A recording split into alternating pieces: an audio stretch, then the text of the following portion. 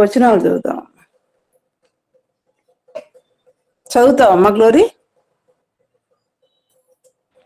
Aunty నేను English Telugu.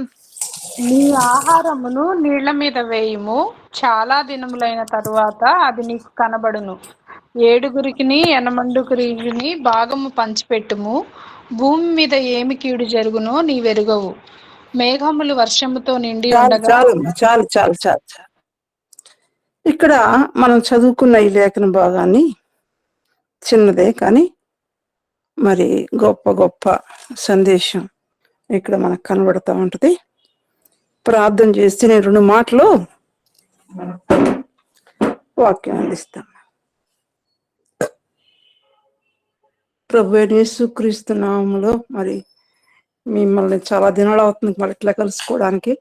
దేవుడు కృప చూపిన దేవునికి స్తోత్రం చెప్తూ మీ అందరికీ నా ప్రేమ వందనాలు తెలియపరుస్తున్నాను. 2 కాదు, 3 కాదు, ఒక్కరితోనే మాట్లాడాడు దేవుడు. ఒక్కరితోనే మాట్లాడాడు. 2, 3తో కాదు, ఒక్కరితో కూడా మాట్లాడాడు. కొంత దూరం వెళ్ళి మాట్లాడాడు. ఈ రోజుల్లో మన దగ్గరికి వస్తా ఉంది ఫోన్, మన దగ్గరికి వస్తా ఉంది దేవుని స్వరం కదా. దేవునికి మనమున్న స్థలంలోకి, మనమున్న మరి ప్రదేశాల్లోకి వస్తా ఉందంటే ఇది అంతా దేవుని కృప. అందుకొరకే దేవుడిని స్తుతిద్దామమ్మా. చిన్న ప్రార్థన చేస్తామ్మా. కరుణా సంపన్నుడు అయిన మా ప్రియ పరలోకపు తండ్రి, జీవాధిపతి, నీకు వందనాలు, స్తోత్రాలు. సాయంకాలం ప్రభువా మరొకసారి నైనా ఈ ఫిబ్రవరి మాసంలో 2026 సంవత్సరంలో ఫిబ్రవరి మాసంలో చివరి మంగళవారం దినాన్ని బట్టి, ఈ కూడికను బట్టి నేను స్తుతిస్తున్నా. మీ సన్నిధికి మమ్మల్ని సమకూర్చిన విధానాన్ని బట్టి స్తోత్రాలు. ఆ చిన్న సహవాసం మీద మీ కనుదృష్టి నిలిపినందుకే స్తుతిస్తున్నా. ఆగిపోకుండా, పెద్దవారితో ఆగిపోకుండా, పిల్లలు కూడా, యవన బిడ్డలను కూడా మీరు నడిపిస్తున్నందుకే స్తుతిస్తున్నా. ప్రత్యేకంగా సోదరులు నాయన చేరి వచ్చిన బిడ్డలను బట్టి స్తుతిస్తున్నా. బలపరచండి. కొంతమందికి ఈ ఫోన్ సదుపాయం లేకపోవచ్చు, ఈ సహవాసం లేకపోవచ్చు, కానీ నీ కృప నైనా తండ్రి మరి చేరిన వారందరినీ బట్టి స్తుతిస్తున్నా. కూడా ఈ సమయం ఇచ్చినందుకే స్తుతిస్తున్నా. చదివిన లేఖన భాగం కొంచెం అదే మీరు ఆశీర్వదించాలని, మీకే మహిమ ఘనత ప్రభావాలు ఆరోపించుకోండి. కొద్ది విన్నపములు మా రక్షకుడు మా కొరకు త్వరగా రాబోతున్న యేసుక్రీస్తు నామమున స్తుతించి ప్రార్థన చేయుచున్నాము తండ్రి. ఆమేన్. ఆమేన్. మరొకసారి మీ అందరికీ వందనాలమ్మా. చదివిన లేఖన భాగంలో మరి నీ ఆహారం నీళ్ళ మీద వేయమన్నాడు. ఆహారం నీళ్ళ మీద వెయ్యి అన్నాడు. తర్వాత మరి అది ఎప్పటికి కనబడుద్ది అనేది కాదు, చాలా దినాలు పట్టిద్ది. ఆ ఆహారం మళ్ళీ నీకు కనబడాలంటే చాలా దినాలు పట్టిద్ది అని చెప్పాడు. 20వ కీర్తనలో అంటాడు, ఆపద కాలంలో మొరపెట్టు, ఆయన నీకు ఉత్తరాన్ని తీసుకొస్తాడు. ఎప్పుడు? ఆపద వచ్చినప్పుడు. నీ ఆహారం నీళ్ళ మీద వేసినప్పుడు ఆపద కాలంలో, అవసర కాలంలో అది నీ దగ్గరికి నీకు కనబడుద్ది. నువ్వు పెట్టిన ఆహారం, నువ్వు ఇచ్చిన ఆహారం అది నీకు కనబడుద్ది అని కీర్తన గ్రంథం 20వ కీర్తనలో ఆ మాటలు మనం చదువుతాం. నీ నైవేద్యాలు, దహన బలులు అవన్నీ జ్ఞాపకం చేసుకుంటాడు, నీ కోరిక యావత్తు సఫలపరుస్తాడు అని మనం చదువుకోవచ్చు. కనుక ఆహారం వేయాలి. ఆహారం నీళ్లు కదా, ఇవి ఎట్లా వస్తాయి, ఇవి ఎట్లా మనకి తోడ్పడతాయి, ఇవి ఎట్లా మనకి నీళ్ళలో ఆహారం ఎట్లా మనకు కనబడుద్ది అని చాలా డౌట్లు మనకి కదా. వీళ్ళకి పెడితే ఆహారం, వీళ్ళకి ఇస్తే ఆహారం మళ్ళీ మనకెట్లా ఇదే ప్రశ్న, ఇదే క్వశ్చన్తో ఉంటాం, ఇదే సందేహంతో మనం ఉంటుంటాం. కానీ దేవుడు చెప్తున్నాడు. దేవుడు ఎందుకు చెప్పాడు అంటే, మరి నీకు ఆపద ఉంది ముందు, నీకు అవసరం ఉంది ముందు, అప్పుడు నేను నీకు ఇస్తా, అప్పుడు నీకు కనబడుద్ది నీకు అని వ్రాయబడింది. అదే యెషయా 58వ అధ్యాయంలో కూడా ఏమంటున్నాడు? నీ ఆహారం ఆకలి కొన్న వారికి పెట్టాలి అన్నాడు. నీ ఆహారం ప్రత్యేకంగా నీతోనే, మన అందరితో పర్సనల్గా నీ ఆహారం ఆకలి కొన్న వారికి ఇవ్వాలి అని చెప్పబడతా ఉంది. నిజంగా ఈ మాటలు మనం చదువుతూ ఉన్నప్పుడు, వింటున్నప్పుడు ఈ దినాల్లో చాలా మర్చిపోతున్నాం ఆహారం ఇవ్వడం అనేది. వాళ్ళకు ఉందిలే, వాళ్ళు చేసుకుంటారులే, అన్ని సౌకర్యాలు వచ్చినాయి మనకి, దేవుడిచ్చాడు, అన్నీ వచ్చినాయి. కానీ అబ్రహాం ఇంటికి వచ్చిన ఆ దూతల కోసం అబ్రహాం పరిగెత్తాడు, పనివారిని పరిగెత్తించాడు, శారాయిని కూడా పరిగెత్తించాడు. అవునా కదా? పరిగెత్తి వాళ్ళు ఆతిథ్యం చేశారు, పరిగెత్తుతున్నారు, పరిచర్య నిమిత్తం పరిగెత్తుతున్నారు. ఇప్పుడు ఇట్లా ఎందుకు చెప్తున్నాడు నీ ఆహారం అంటే? ఇవన్నీ మనకి ఎందుకు చెప్తున్నాడు? పరిశుద్ధాత్మ దేవుడు అంటే మత్తయి సువార్తలో ఒక మాట ఉంది. మత్తయి సువార్తలో ఒక మాట ఉంది, 6వ అధ్యాయం. మత్తయి సువార్తలో ఒక మాట మనం చదువుదాం. 5వ అధ్యాయం అమ్మా, 5వ అధ్యాయం.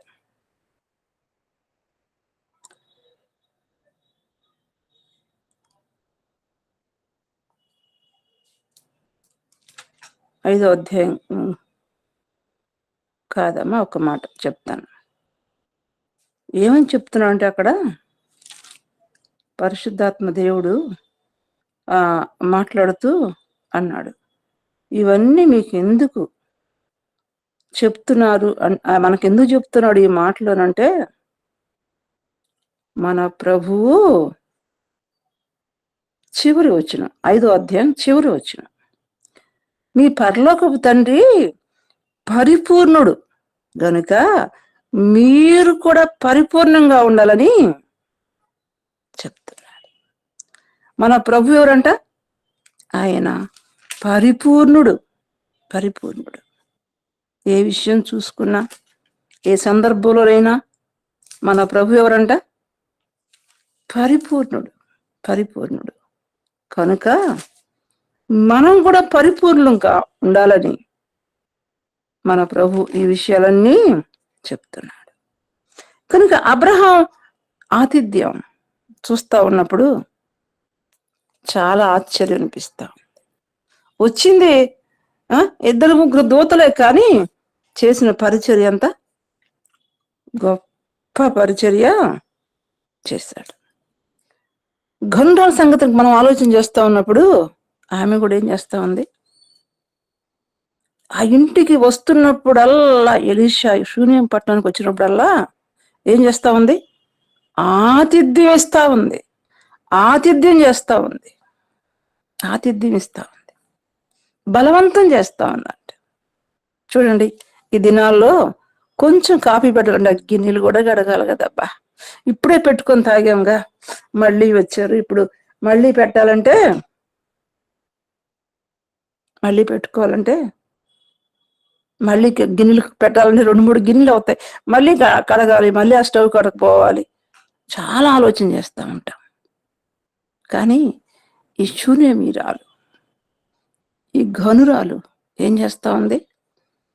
ఆ పట్టణానికి వచ్చినప్పుడల్లా ఏదో మరి గ్లోరీ పెట్టుద్దులే, లేకపోతే రంజని పెట్టిద్దులే, లేకపోతే రాజకుమారి పెట్టిద్దులే అని వారి మీద వీరి మీద పెట్టలేదు. కానీ వచ్చినప్పుడల్లా ఆమె బలవంతం చేసి ఎలీషాకి ఆహారం ఇస్తా ఉంది, ఎలీషాకి ఆతిథ్యం ఇస్తా ఉంది. ఎంత ఆశ్చర్యం! ఆమె ఆతిథ్యం ఇవ్వడం వల్ల, అదిగో అబ్రహాం ఆతిథ్యం ఇవ్వడం వల్ల స్వాస్యాన్ని పొందుకున్నాడు, కుమారుణ్ణి పొందుకున్నాడు.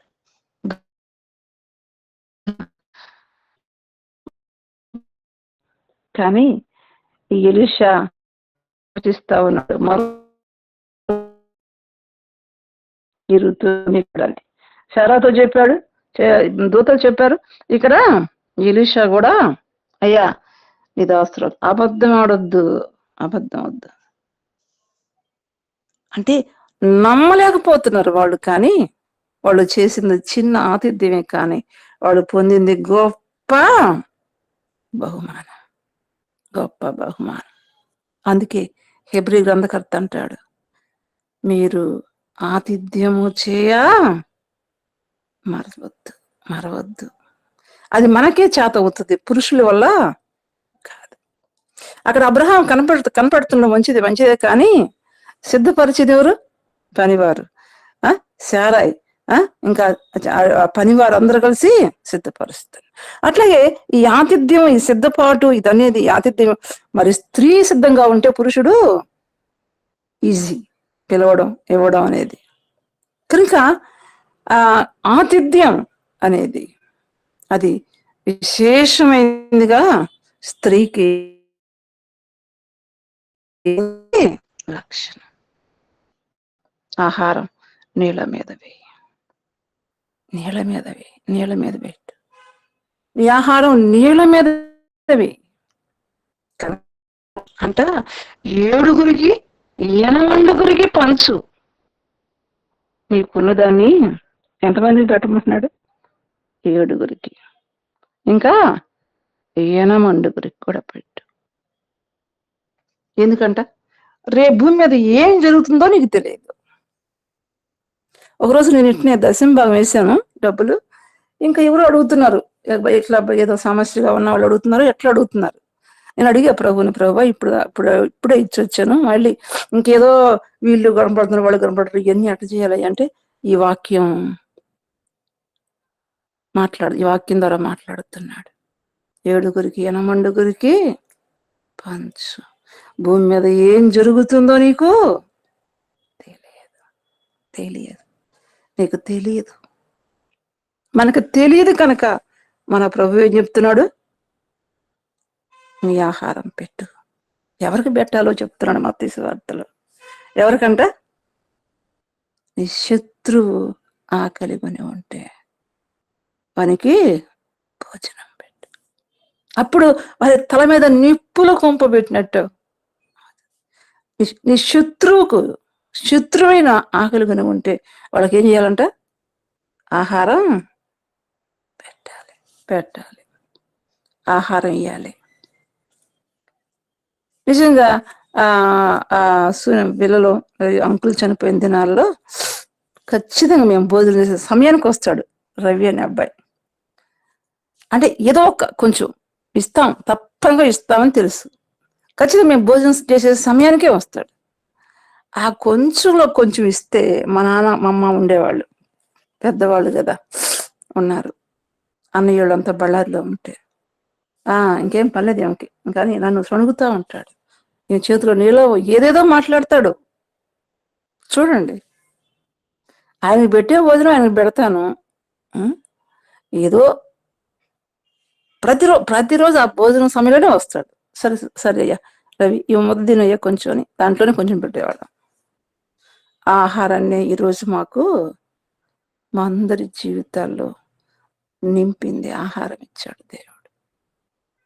మాకందరూ చాలినంత ఆహారాన్ని దేవుడు ఇచ్చాడు. ఎంత గొప్ప దేవుడు.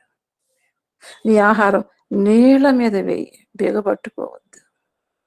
నీ వరకే కాదు, మన వరకే కాదు, ఆకలి కొన్నవాడు వాడు శత్రువు అయినా సరే వాళ్ళకి ఆహారం పెట్టాలి. కనుక ప్రత్యేకంగా ఈ సంగతులు మనం ఆలోచన చేస్తూ ఉన్నప్పుడు మరచిపోతున్నారు. ఇప్పుడు స్త్రీలు మర్చిపోతున్నారు, ఆతిథ్యం అనే సంగతి మరచిపోతున్నారు. కాబట్టి హెబ్రీ గ్రంథకర్త మరచిపోవద్దు, మరచిపోవద్దు. ఎందుకంటే నీ ఆహారాన్ని దీవించాలని ప్రభు, అందుకే నీ ఆహారాన్ని నేల మీద వేయి అన్నాడు. నీ దశం భాగం, అదిగో నీ ప్రథమ ఫలం నాది అన్నాడు. ఎందుకంటే అన్నిట్లో, అన్ని స్థలాల్లో నిన్ను ప్రథముడుగా నిలబెట్టాలని, ప్రథమురాలుగా నిలబెట్టాలని ఆయనకి ఇష్టం. అందుకే ఆ ప్రథమ ఫలములు, ఆ ప్రతిష్టార్పణలు, అదిగో ఆ దశం భాగాలు అవి ఎందుకు అంటే ఆ 10 మందిలో నువ్వు ఒకరుగా ఉండాలని, ఆ 10 మందికి నువ్వు మరి నాయకుడుగా ఉండాలని, ప్రథముడుగా ఉండాలని, ప్రథమురాలుగా ఉండాలని మనల్ని మన ప్రభు కోరి మాటలు చెప్తా ఉంటాడు. చాలాసార్లు మనం గ్రహించం. ఎందుకంటే ఎందుకు చెప్తున్నాడు ఈ మాట అంటే ఆయన పరిపూర్ణుడు. మన ప్రభు ఈ చెప్పే ఈయన ఈ ప్రభు అయిన యేసుక్రీస్తు ఆయన పరిపూర్ణుడు కనుక మనం కూడా పరిపూర్ణులుగా ఉండాలని, పరిపూర్ణులం కావాలని ప్రభు ఇష్టపడుతున్నాడు. అందుకే ఈ మాటలు, అందుకే ఈ సంగతులు దేవుడు పదే పదే మనతో మాట్లాడుతున్నాడు. కనుక పరిపూర్ణత అనేది మన ప్రభువులోనే మనం చూస్తాం. కనుక ఏ విషయాలు, ఏ మాట చెప్పినా మనం పరిపూర్ణం కావాలి. అది ఆయన ఇష్టం, అది ఆయన ఆలోచన. కనుక మన ఈ సంగతులు మనం వింటున్నప్పుడు మనం కూడా ఆతిథ్యం చేయడం నేర్చుకోవాలి. ప్రతి సోమవారం మా ఇంట్లో ప్రార్థన జరిగేది. ప్రతి సోమవారం జరిగేది. అది జరిగేటప్పుడు అన్ని తెచ్చేవాడు, చేపలు, రొయ్యలు, రందం అన్ని. అప్పుడు ఆ సేవకులకు పెట్టేవాళ్ళం. సరే, 2-3 పిల్లలే, రవి పాస్టర్ అని. తర్వాత ఆ పక్కన కూడా ఎవరో ఒకళ్ళు ఏదో ఒకరు ఇచ్చేవాళ్ళం. దేవుడు ఆహారాన్ని చేశాడు, ఆశీర్వదించాడు. ఏదన్నా ఒకటి ప్రత్యేకత మనలో ఉంటే అది తినటానికి, అది మనం ఇవ్వడానికి ఇతరులకు మనమే నేర్చుకోవాలి. ఎందుకంటే దేవుడు మన ఆహారాన్ని, నీ ఆహారాన్ని, నీ పానాన్ని దీవిస్తానని చెప్పాడు. ఈ దినాల్లో ఆహారంలో వ్యాధులు, పాలు సరిగా లేవంట, వ్యాధి, చాలా మంది పిల్లల అస్వస్థత, ఒక బిడ్డ చనిపోవడం కూడా చెప్పారు. అందరికీ కిడ్నీ బలహీనతలు వచ్చినాయి. అమ్మ, ఎంత భయంకరమైన పరిస్థితి చూడండి. ఒకసారి మనం జ్ఞాపకం చేసుకోవాలి. మన ఆరోగ్యం, మన ఆహారం దీవించబడాలి, మన పానం దీవించబడాలి. అందుకే దీవించడానికి మన ప్రభువు మనకి చెప్తున్నాడమ్మ. ఈ సంగతులన్నీ మనం చెప్తూ ఉన్నప్పుడు ప్రత్యేకంగా మనం అలాగూ చేయడానికి, ఈ రాత్రి ఈ సందేశం, ఈ మాట మన దగ్గరకు వస్తున్నప్పుడు అలాగూ చేయడానికి మనం సిద్ధపడదాం. అలాగూ చేసినప్పుడు మన ప్రభు ఆనందిస్తాడు. మన ఆహారాన్ని 10 రెట్లు, యెహెజ్కేలు గ్రంథంలో ఉంది ఆ మాట, ధాన్యానికి బిగబట్టవద్దని నేను ఆజ్ఞ ఇచ్చాను అంటాడు. ఈ లేవియా కాండంలో 20వ అధ్యాయంలో కూడా ఒక మాట ఉంది. ఏ మాట అంటే, పాతది ఉంది ఆహారం, ఆల్రెడీ దాని ఉన్నను, క్రొత్త దానికి ఆజ్ఞ ఇచ్చాడు. నీ ఆహారాన్ని పెంపు చేయడం కోసం, నీ ఆహారాన్ని దీవించడం కోసం, నీ ఆహారాన్ని ఆశీర్వదించడం కోసం, ఆరోగ్యవంతంగా మార్చడం కోసం ప్రభు నీకు ఈ మాటలు, మనకి ఈ మాటలు చెప్తున్నాడు. నీళ్ళ మీద ఇంకా మత్తయి సువార్తలో రాయబడింది, ఎటువంటి మనుషుని గురించి నిరాశపడకుండా, అది శత్రువైనా సరే వారికి ఆహారం ఇవ్వడం అనేది మనం చేస్తే మన ప్రభు మనల్ని దీవిస్తాడు, ఆశీర్వదిస్తాడు. ఈ కొద్ది మాటలు మన కొరకే దేవుడు దీవించుగాకమ్మ. ఈరోజు నేను ప్రయాణం చేస్తున్నాను, ప్రయాణం అయి మళ్ళీ ఒంగోలుకు వస్తున్నాను. అందువల్ల మరి ముగిస్తున్నాను, సిద్ధపడాలా. సరే, అందరికి వందనాలు. సరే ఆంటీ, వందనాలు ఆంటీ. 2 ప్రేయర్ పాయింట్స్ ఇక్కడ వస్తుంది, ప్రేయర్ చేయండి, ఫ్యామిలీ ప్రేయర్స్. నా ప్రయాణం కోసం కూడా ప్రార్థన చేయడం ఆంటీ. పాల్గాంధీ అంకుల్ కి షుగర్ ఎక్కువ అయ్యి రైట్ లెగ్ బాగా కొంచెం బ్లాక్ అయిపోయిందంట. లాస్ట్ 2 days అంకుల్ మన దగ్గర హాస్పిటల్ ఉన్నారంట. ఏ అంకుల్ కోసం ప్రేయర్ చేయండి. అలానే జెన్నీకి కూడా కొంచెం హెల్త్ ఇష్యూ ఉంది. మొన్న లాస్ట్ వీక్ అంతా హెడేక్ అని చెప్తూ ఉండాలి. అయితే నిన్న హాస్పిటల్ తీసుకుని వెళ్ళి బ్లడ్ టెస్ట్, స్కాన్ అన్ని చేపించాను. కొంచెం వైరల్ ఇన్ఫెక్షన్ ఏముందనేసి చెక్ చేసి ఏం లేదు. సో జెన్నీ కూడా ఇప్పుడే హాస్పిటల్కి వెళ్ళి వచ్చాము. అంతా బాగానే ఉంది కానీ కొంచెం కాఫ్ అవన్నీ ఉండడం వల్ల కొంచెం అలా ఉంది, తగ్గిపోతుందని మెడిసిన్స్ ఇచ్చారు జెన్నీ కోసం. అలానే స్వార్థ ఆంటీ కోసం, ఆంటీ జెన్నీ కోసం ప్రేయర్ చేద్దాం. ఆంటీ ఒంగోలు రాబోతున్నారు, ఆంటీ కోసం ప్రేయర్ చేద్దాం. ఏమన్నా చేస్తారా? కల్పన సిస్టర్ చేస్తారా?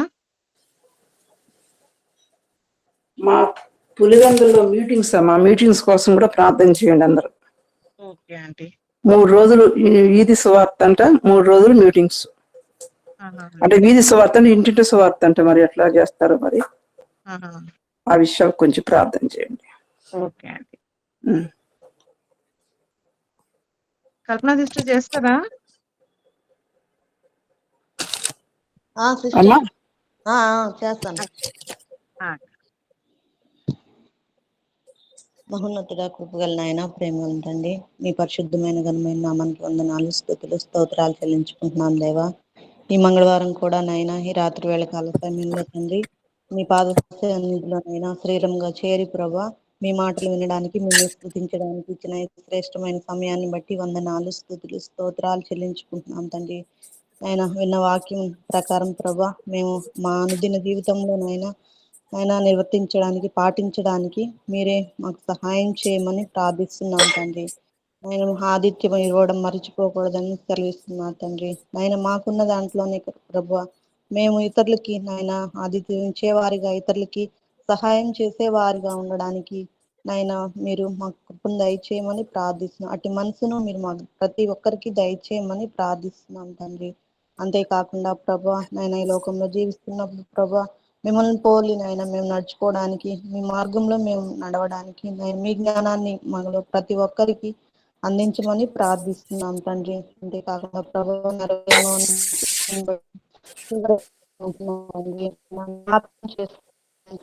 మీ గాయపడిన హస్తాలతో నా బిడ్డను ముట్టండి, మంచి ఆరోగ్యం దయచేయమని ప్రార్థిస్తున్నాం తండ్రి.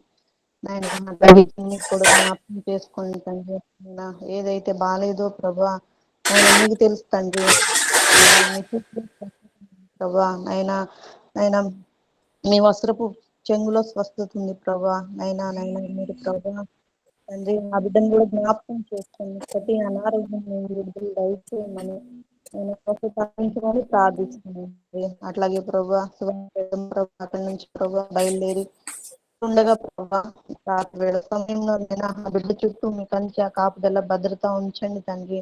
నాయన బిడ్డను ఎంతగానో ప్రేమించారు. ఇచ్చిన ఆరోగ్యాన్ని బట్టి వందనాలు, స్తోత్రాలు తండ్రి. ప్రయాణం అంతటిలో మీ కృప క్షేమాన్ని ఆ బిడ్డ ఉంచమని ప్రార్థిస్తున్నాం తండ్రి. ఎంతో మందికి ఆదరణకర్తగా ఉంది ప్రభా. ఎంతో మందికి ప్రభా మార్గదర్శకంగా ఉండి నడిపిస్తున్నందుకు వందనాలు, స్తోత్రాలు చెల్లించుకున్నాం తండ్రి. ఇచ్చిన బిడ్డలను బట్టి వారి కుటుంబాన్ని బట్టి వందనాలు, స్తోత్రాలు చెల్లించుకున్నాం తండ్రి. అంతేకాకుండా ఫోన్ లైన్ లో ఉన్న వాక్యం ప్రతి ఒక్క సిస్టర్ ని కూడా జ్ఞాపకం చేసుకోండి, ఫ్యామిలీని జ్ఞాపకం చేసుకోండి, వారి బిడ్డని జ్ఞాపకం చేసుకుని నడిపించమని ప్రార్థిస్తున్నాను. ఈ సమయం బట్టి మిమ్మల్ని మరి ఒకసారి స్తుతిస్తూ కొద్ది వినపంలో శ్రేష్టమైన అడిగి వేడుకొని ప్రార్థిస్తున్నాం తండ్రి. ఆమేన్. ప్రేయర్ చేసిన కల్పన సిస్టర్ కి వందనాలు. వాక్యం చెప్పిన స్వాతాంటికి వందనాలు. ఆంటీ వందనాలు. వందనాలు. అందరికీ వందనాలు. గ్లోరీ, రాజీ అందరి